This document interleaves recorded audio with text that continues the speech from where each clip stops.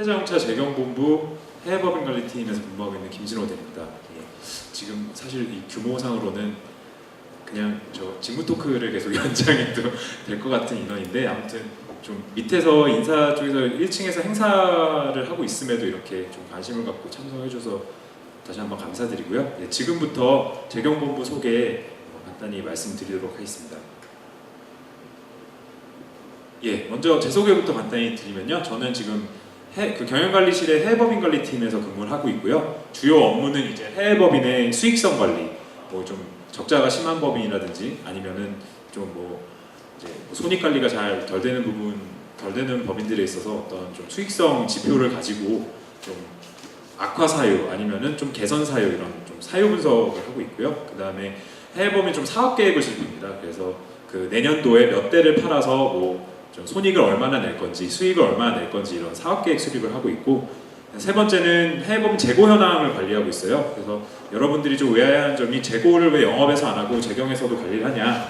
재고를 갖고 있으면 그만큼 저희 현금 유동성이 많이 좀 묶이잖아요. 그래서 재경에서도 좀 관심을 갖고 재고 관리를 적극적으로 하고 있습니다.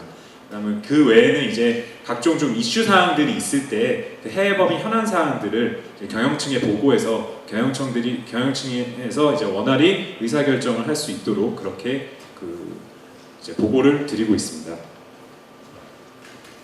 예, 그러면 첫 번째 여러분이 제일 궁금해하실 점은 역시나 그 재경본부는 도대체 무슨 일을 하는가가 제일 궁금하기 때문에 간단히 말씀드리겠습니다. 예, 재경본부는 크게 이제 4가지 역할로 나눠지는데요. 예, 첫 번째가 이제 제가 속한 경영관리 업무입니다.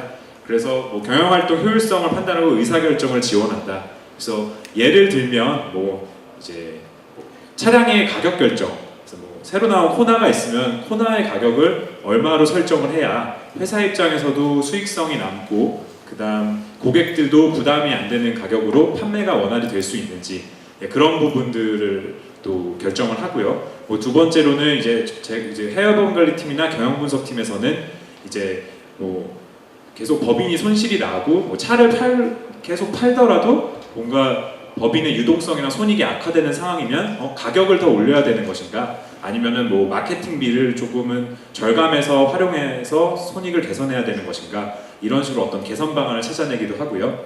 예, 두 번째는 이제 회계 관리입니다. 회계 관리는 여러분이 잘 아시다시피 어떤 결산, 그래서 이제 당사의 매출액이 얼마가 되고 매출 원가가 얼마나 되는지, 그다음 전분기 대비해서는 왜 매출액이 늘고 뭐 매출 원가가 늘었는지, 그다음 세무 쪽에서는 이제 뭐 법인세라든지 부가세를 정기적으로 납부를 하고요.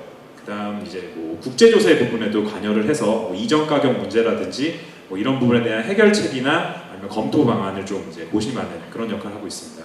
그다음 재무관리 부분은 이제 뭐 최적의 부채 비율이 어떻게 될까? 우리 회사는 어느 뭐 100만 원이란 돈을 뭐 부채 얼마 아니면 주식 발행으로 얼마를 조달할지, 그런 자금의 조달 방안도 고민을 하고요. 그다음 IR팀이 재무관리실에 속해 있어서 이제 해외법인의 우리 회사의 실적 공개, 기업 설명 같은 거를 다니는 뭐 그런 역할을 하고 있습니다.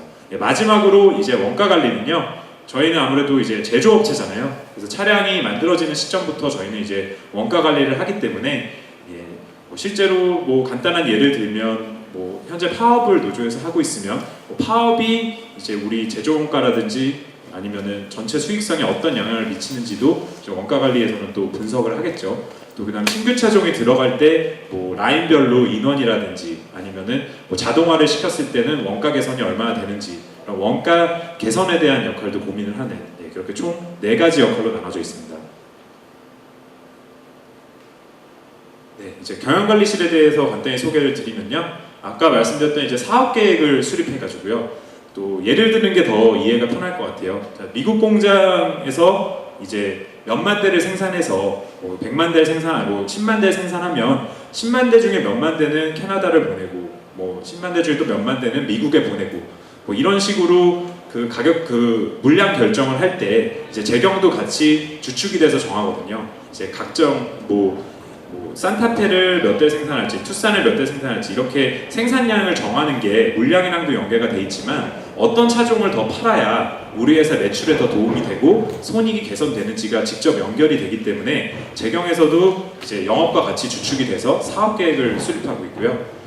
경영 분석 업무, 경상 예산 편성 및 관리, 예산 관리도 저희가 다 해서 이제 뭐 브랜드 광고를 한다든지 아니면 어떤 마케팅 활동을 할 때 다 재경 쪽에서 심의와 검토 단계를 거쳐서 어떤 적정 마케팅비, 적정 예산이라는 거를 저희가 산출해서 이제 각 본부들과 이제 협의를 하고 있습니다.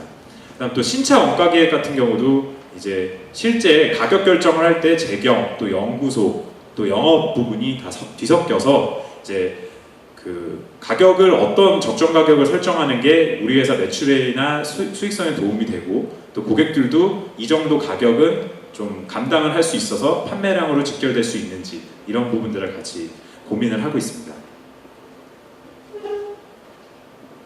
회계 관리 업무는 뭐 재무제표 작성을 하고요. 그 다음에 당사 회계 정책을 수립을 하는데 이제 회계법인으로부터 이제 실제로 어떤 감사도 받고 아니면 회계 기준 적용에 있어서 컨설팅을 받더라도 결국은 최종 결정은 이 당사의 이런 회계팀에서 결국은 결정을 하는 거거든요. 그러니까 이제 단순히 결산 업무도 있지만 이제 결산된 결과를 가지고 이 숫자들이 도대체 경영층에게 어떤 거를 소구하고 있는지 소구점을 찾아서 보고를 하는 것도 회계팀에게는 아주 중요한 역할이고요. 예를 들면 뭐 영업이익 같은 경우는 회사가 떨어졌지만 순이익이 올랐다.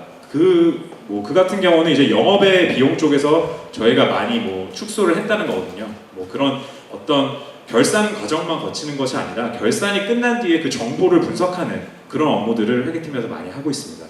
그 다음에 지금 세무팀에서는 단순히 법인세 부가세를 납부하는 것도 있지만 지금 저희가 글로벌화되고 해외 사업이 많아지면서 약간 해외 국가 이제 국세청과의 어떤 좀 세무 이슈들이 많이 있어요. 그래서 뭐 만약에 예를 들면 뭐 멕시코 판매법인에서 손실이 악화돼서 적자가 나서 세금을 못 내고 있다. 그럼 멕시코 국세청에서는 아니 우리나라에서 장사를 하는데 너네는 왜 세금을 안 내냐? 다른 나라로부터 차를 받을 때 너무 비싸게 받아가지고 손실이 나는 거 아니냐? 너희가 일부러 세금을 회피하는 거 아니냐? 이런 식으로 이전 가격 문제를 제시할 수가 있거든요. 그럴 때 이제 종합적으로 뭐 미국 공장에서 멕시코로 나갈 때 그럼 가격을 어떻게 측정해서 멕시코 법인에 이익을 내서 이제 국세청으로부터 어떤 해명을 할 수 있는지 그런 방안들을 검토해서 좀 포괄적으로 해결하는 업무들이 많습니다. 그래서 뭐 단순히 세금의 신고 납부 업무들은 이제 시스템화돼서 많이 자동화가 됐고요. 여기서도 여러분들이 고민해야 될 점은 어떻게 세무 이슈들을 해결하고 그 다음에 그 세무 이슈들이 해결 뒤에 그 적용된 새로운 세무 기준들을 어떻게 적용해 나갈지 어떤 문제점에 대한 해결 방안에 대해서 많이 강구를 하게 되실 거예요. 세 번째 재무 관리는요. 이제 기본적으로 자금 운용. 기업을 경영하는 데 있어서 유동성이 경색되면은 그 기업은 이제 거의 파산했다고 봐도 되거든요. 실제로 이제 자동차를 만들려면 제조 원가가 발생하고 그다음에 부품업체로부터 부품 조달할 때 부품업체한테 저희가 대금을 지급도 해야 되고 그러려면은 적정 안정성 있는 유동성을 우리가 확보를 해야 되는데 도대체 얼마를 갖고 있는 게 우리의 안정적인 현금 유동성이냐 이런 부분들도 고민을 하고요. 그다음에 그 돈을 뭐 채권을 발행해서 가져올 거냐 아니면은 뭐 주식을 더 발행해가지고 자본금을 늘릴 거냐 이런 부분들의 고민이 있을 수 있고요. 뭐 차입을 할 거면은 금융권에서 차입을 할 거나 어디서 차입을 할 거냐에 대한 고민들도 할 수 있고 그런 어떤 자금 운용과 조달이 가장 주요 업무고요. 그 다음 이제 회사채 발행을 하게 되면 당연히 이제 은행이라든지 증권사와 당연히 협업을 하게 되고 마지막으로 이제 또 경영실적 발표 및 IR 업무를 통해서 이제 홍콩이라든지 뉴욕의 이제 그런 외국계 은행들을 대상으로 직접 나가서 우리의 투자 유치라든지 기업 설명을 하고요. 실제로 뭐 한전 부지 문제로 인해서 이슈로 인해서 해외 법인에서 좀 걱정을 많이 했었거든요. 이 유동성 같은 게 괜찮냐 이랬을 때 실제 IR 팀에서 각 해외 그런 외국계 투자자들을 다 찾아다니면서 우리의 유동성이 굉장히 안정적이고 걱정을 해도 될 상황이 아니고 우리의 투자 사연은 이렇다. 그리고 우리의 실적도 끄떡없다. 이런 식으로 직접 설명회를 개최하는 역할들을 했었습니다. 그래서 어떻게 보면은 그 네 가지 중에서도 재무관리실이 좀 가장 좀 대외적으로 부딪히고 커뮤니케이션을 많이 해야 되는 그런 업무라고 할 수 있습니다. 예, 그다음 공장 원가 관리는 이제 그 제조 원가를 결국 결산해내는 거고요. 그래서 이제 소나타를 한 대 만드는데 도대체 제조 원가가 얼마가 드느냐.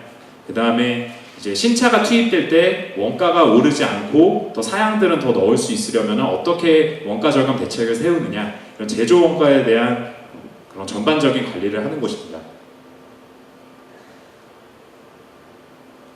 예, 그러면은 지금까지 들은 분위기는 본부가 굉장히 딱딱하잖아요. 재무, 회계, 세무 딱딱한데 그럼 재경본부의 분위기도 그렇게 딱딱하냐? 여러분들이 되게 재경본부는 돈을 다루다 보니까 보수적일 수가 있고 굉장히 또 그냥 국내에서 어떤 숫자만 다루고 굉장히 답답할 것 같다라는 선입견을 많이 가지고 계신데요. 전혀 그렇지 않습니다. 일단 좀 회사가 글로벌화해야 되고 그 다음에 조직이 커진 지 그렇게 오래되지 않았기 때문에 한 2000년대 후반부터 저희 회사가 굉장히 성장했잖아요. 그래서 그 30대 이하 직원 비율이 50% 가까이 돼요. 그 정도로 약간 젊은 문화가 있고, 두 번째는 이제 좀 재경 조직은 굉장히 좀 군대스럽다. 좀 숫자를 다루다 보니까 약간 상하 좀 명령 관계가 좀 투철하고 좀 딱딱하다 할 수 있는데 이제 그거를 소프트하게 바꿔줄 우리 여성 인재 비율이 점점 늘어나고 있습니다. 한 25% 가까이 됐고요. 아까도 뭐 직무 토크 때 들으셨을 수도 있겠지만 뭐 회계팀이나 세무팀 같은 경우는 거의 여성 직원이 거의 한 반 이상 될 정도로 좀 군대 문화를 탈피해가고 있고요. 세 번째 마지막으로는 글로벌 지향이라고 해서 이게 저희 재경본부의 이제 굉장히 큰 장점입니다. 그래서 이 각 해외 법인을 신설하거나 아니면 법인을 관리하기 위해서 이제 아무래도 돈 관리를 하게 되잖아요. 돈 관리는 절대 남한테 맡기지 않아요. 자기 직원들한테만 맡기거든요. 그래서 아주 작은 법인이라도 재경주재원은 항상 나가 있습니다. 그렇기 때문에 여러분들이 생각할 때 나도 해외 주재원으로 나가가지고 한번 일해보고 싶은데 할 때 제일 먼저 떠올리는 게 아무래도 해외 영업 쪽일 텐데 해외 영업 못지않게 꼭 나가는 주재원이 바로 재경주재원입니다. 그래서 이제 해외 주재원이 지금 한 전체 조직의 16%인데 해외 주재 경험을 한 인원까지 포함하면 거의 30%에 육박하는, 그러니까 여러분들이 재경본부에 들어오면 해외 주재원 경험은 한 번씩은 해봐야 된다라고 생각하시면 됩니다. 해외 주재원으로 나가더라도 그냥 일반 어떤 그냥 직원으로서 그냥 직무 수행을 나가는 게 아니라 CFO의 자격으로 나가거든요. 그래서 여러분들이 한 8년차, 9년차 과장급 이상의 경험을 쌓고 나면 이제 해외 법인의 CFO로 나가서 거의 현지인들을 데리고 여러분들이 직접 어떤 관리자로서 법인을 운영하는 거기 때문에 여러분들의 전문성 향상이라든지 아니면 나중에 경험을 쌓는 데 있어서 굉장히 큰 도움이 될 겁니다. 유연한 조직 문화는 저는 좀 이장표를 뺐으면 싶었는데 꼭 넣으라고 그러더라고요. 그래서 어쩔 수 없이 넣었는데 좀 체육대회 이런 거 좀 사라졌습니다. 걱정하지 않으셔도 되고요.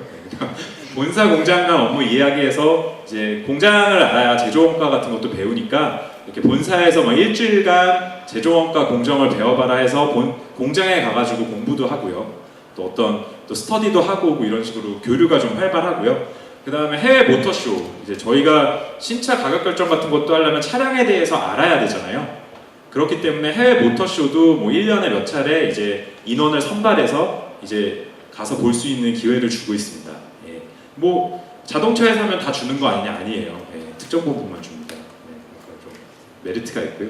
뭐 멘토링 제도는 그냥 사진으로만 봐주셔도 될 것 같습니다. 즐거워 보이죠? 마지막으로 재경본부가 바라는 인재상입니다.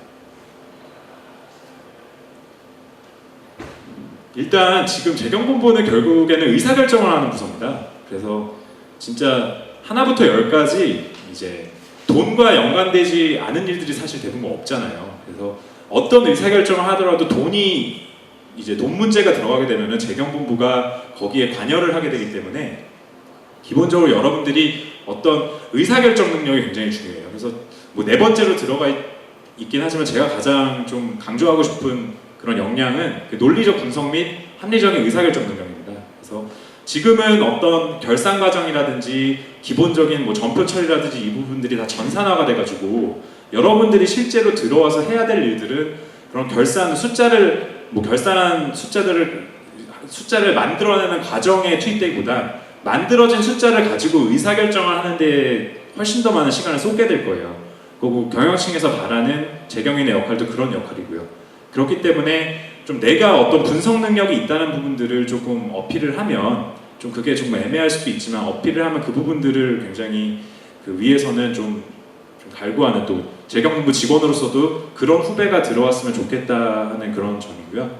그 다음에 좀 재무정보 작성이나 데이터 처리 능력 같은 것도 필요하고 또 회계 정보에 대해서는 좀 기본적인 좀 지식이 있어야 되겠죠. 그래서 내가 재무나 회계 쪽을 하고 싶다는 그런 좀 어떤 마인드를 좀 표출을 하려면 좀 그 사람이 갖고 있는 좀 지식을 보면 그 사람이 얼마나 이 분야에 좀 관심이 있었는지를 알게 되기 때문에 정말 회계사 수준의 전문적인 지식 같은 건 회계법인에서 필요로 하는 거고 실제 그런 전문적인 지식은 저희가 회계법인과의 협업을 통해서 해결이 가능하기 때문에 아주 전문적인 지식이라기보다는 그래도 기본적인 어떤 회계 기준이나 세무 지식 같은 거는 그래도 좀 갖고 계시길 저희는 좀 뭐 그런 역량을 좀 필요로 합니다.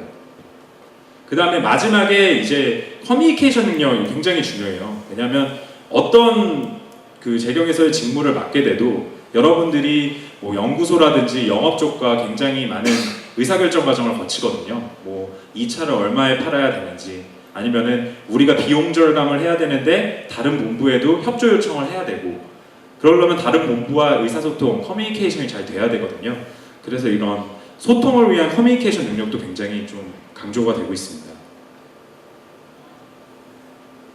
그 다음 좀 자세 입장에서는 당연히 이 부분은 빠지면 안 되겠죠. 저희는 돈 관리를 하고 실제 그 관리된 지표를 가지고 외부에 이제 공식적으로 공표를 하는 마지막 어떻게 보면 소통 창구이기 때문에 이 투명한 업무 처리는 기본입니다. 그래서 좀 여러분들이 뭐 사회면에서도 뭐 볼 수 있다시피 좀 투명하지 못한 회계 처리로 한 기업이 바로 이제 뭐 문을 닫다든지 파산을 하는 경우도 여러분도 직접 보셔서 아시겠지만 이제 투명한 업무 처리가 가장 기본이 돼야 되고요. 그다음 또 저희 회사가 또 강한 로열티를 요구하는 회사잖아요. 그리고 재경은 그 중에서도 가장 핵심이 되는 수익성이나 손익을 관리하는 가장 천병의 역할을 하기 때문에 어떤 회사에 대한 좀 자부심이라든지 이 자부심을 이제 좀 회사에 대한 관심도로 여러분께서 우리 회사의 재경 직무를 지원할 때 좀 뭐 자소서라든지 아니면 면접 과정에서 좀 잘 표현을 해주셨으면 좋겠어요. 이 부분이 당연한 말 같지만 굉장히 저희 회사 재경 본부에서 좀 우선시하는 면이기 때문에 회사에 대한 자부심과 어떤 그 회사 자동차 재경에 대한 관심도 같은 거를 좀 명확히 표현을 해주셔서 좀 좋은 결과가 있어서 저희와 또 같이 업무를 하게 되는 그런 시간이 왔으면 좋겠습니다. 네, 지금까지 좀 재경본부에 대한 어떤 업무 설명을 마치겠고요. 좀 혹시 질문 있으시면 질문 받도록 하겠습니다. 네. 체육대회는 왜 없어졌나요? 체육을 좋아해서. 아, 체육대회요? 체육대회는 뭐 그냥 언제든 다시 생길 수 있는 네. 개인적으로 네, 둘이서 해도 되고요. 그 프로그램 외에도 이제 아까도 한번 말씀드렸지만 그 결산을 하려면 어떤 사람은 매출액을 맡고 어떤 사람은 감가상각비를 맡고 어떤 사람은 제조경비를 맡고 그 각각의 계정을 맡은 사람들이 다 하나로 모여가지고 최종적인 회사의 매출액이라든지 매출원가, 손익을 공표를 해야 되거든요. 그러다 보니까 그 구성원 간에 굉장히 끈끈해요. 협업이 워낙 많기 때문에 끈끈하지 않으면 일을 할 수가 없어요. 어떤 개인주의적인 문화보다는 좀 끈끈함을 갖고 좀 신뢰감을 가지고 서로 일하는 분위기이기 때문에 그런 뭐 체육대회 같은 게 아니어도 여러분들이 어떤 끈끈함이나 조직의 그런 협동심 이런 것들은 와서 좀 업무를 하다 보면 직접 느끼실 수 있을 거고 되게 한번 재경은 또 영원한 재경 아니냐 하면서 좀 보수적일 수도 있지만 아무튼 좀 가족 같은 그런 분위기를 강조하고 있습니다. 그래서 그런 부분들을 좀 참조하시면 될 것 같아요. 또 혹시 질문 있으신가요? 아무래도 그 직무 토크 때도 많이 뵀던 분들이라 또 질문은 없으실 거라고 생각이 들고요. 아무튼 이상으로 저 재경본부에 대한 소개를 마치도록 하겠습니다. 감사합니다.